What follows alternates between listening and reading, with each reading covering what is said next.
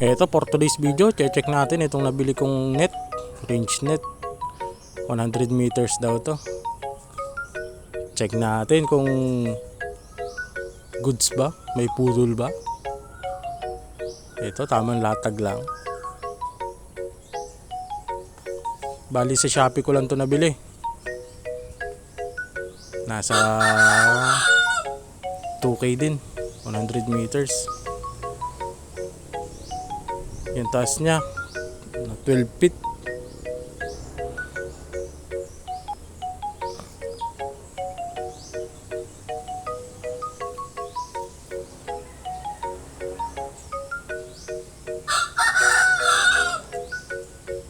Latag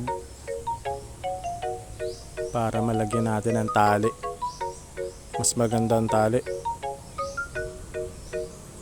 para nababatak ng maayos itong net. Lilipat na kasi natin yung pabo dito sa looban, kaya kailangan merong net. Nagsisimula na silang magitlog.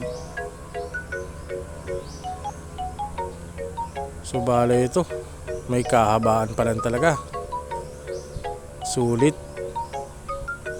Ito yung dulo niya.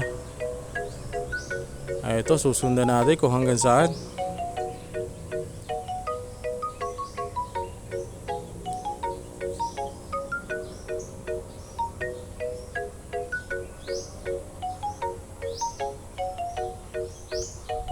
At andito yung dulo, nakaabot dito sa ating isang kulungan ng manok.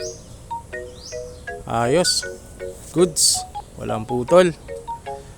Nakakahinayang din putulin to, kaya gagawa na lang ng diskarte paglatag para hindi maputol. Hanggang doon yan sa dulo.